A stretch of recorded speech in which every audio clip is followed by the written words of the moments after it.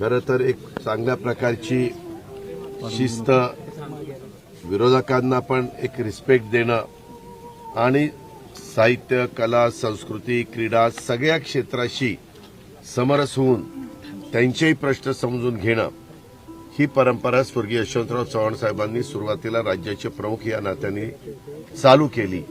नंतर पण अनेक मुख्यमंत्र्यांनी ते टिकवण्याचा प्रयत्न त्या ठिकाणी केला, ही गोष्ट नाकारता येणार नाही.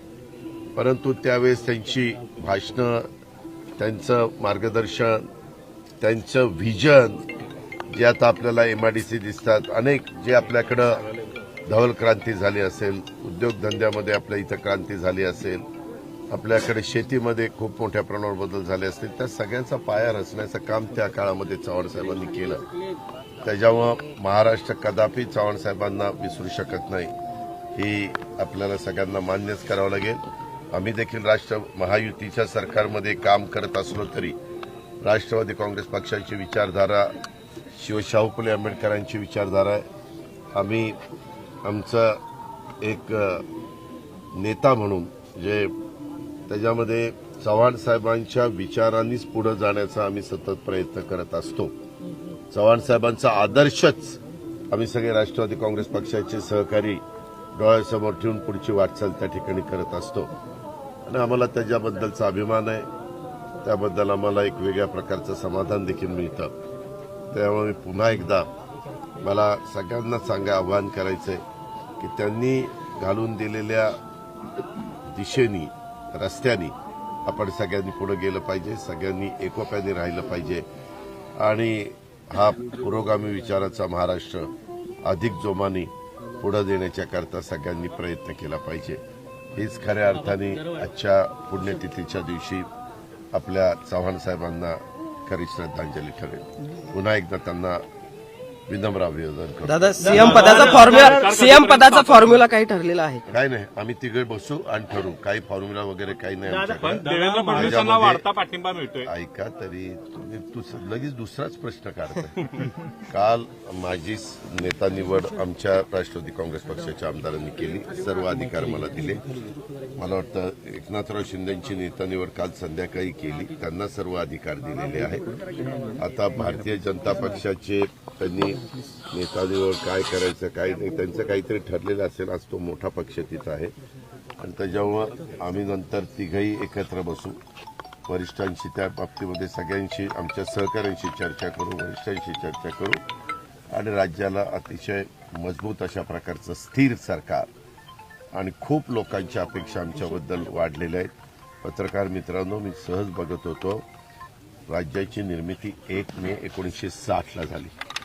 आज आपण 25 नोव्हेंबर 2024.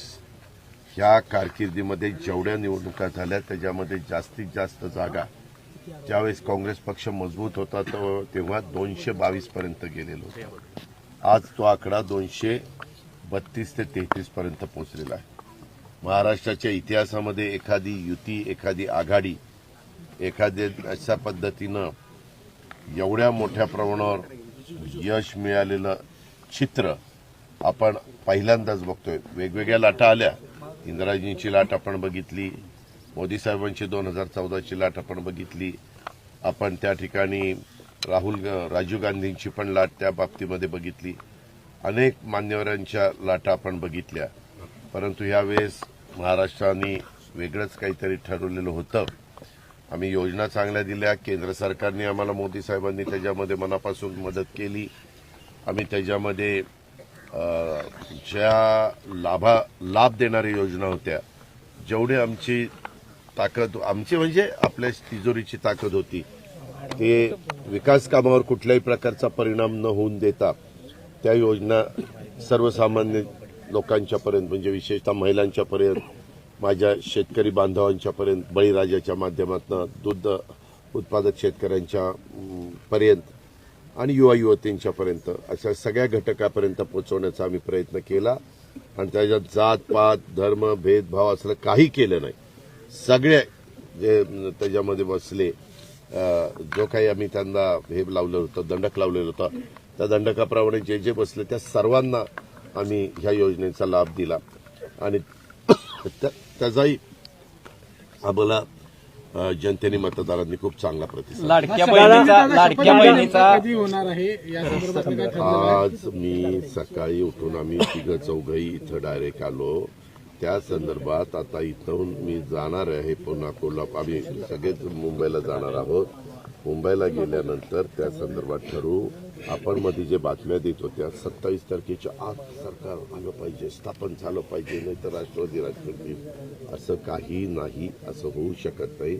कारण आता काल मला वाटतं निवडणूक आयोगाचे लोक पण राज्यपाल महोदयांना रात्री भेटले. त्यांनी सांगितलं आमची प्रोसिजर सगळी व्यवस्थित पार पडलेली आहे आणि त्यांनी पण ती लिस्ट दिली कोण आमदार 288 मतदारसंघात कुठल्या पक्षाचे कुठले आमदार निवडून आलेले आहेत, सगळं त्याची माहिती दिलेली आहे.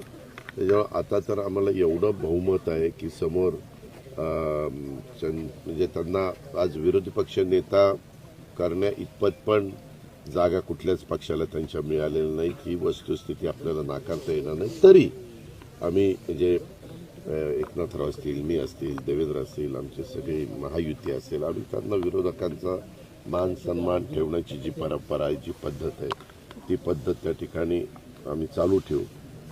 विरोधी पक्षाचं नाही मिळत. मी एकंदरीत आपण नाही का सभागृह चालवत असताना एक रिस्पेक्ट देतो समोरच्यांना, कारण ते पण लोकांचे वेगवेगळ्या प्रकारचे प्रश्न मांडतील. आम्ही ते प्रश्न सोडवण्याचे मनापासून हे करू, प्रयत्न त्या ठिकाणी करू. आमच्याही सगळ्या महायुतीच्या कार्यकर्त्यांना, सहकाऱ्यांना, ह्यांनाही सगळ्यांना विश्वासामध्ये घेऊ. अधिकाऱ्यांना पण IAS IPS सगळी ही लॉबी आहे, त्यांनाही विश्वासात घेऊन आता खूप जबाबदारी आमच्यावर आहे. 5 वर्ष हे सरकार मजबूतीनं चालणार आहे. केंद्राचं सरकार सगळ्या महायुतीच्या कार्यकर्त्यांना, सहकाऱ्यांना, ह्यांनाही सगळ्यांना विश्वासामध्ये घेऊ. अधिकाऱ्यांना पण IAS IPS सगळी ही लॉबी आहे, त्यांनाही विश्वासात घेऊन आता खूप जबाबदारी आमच्यावर आहे.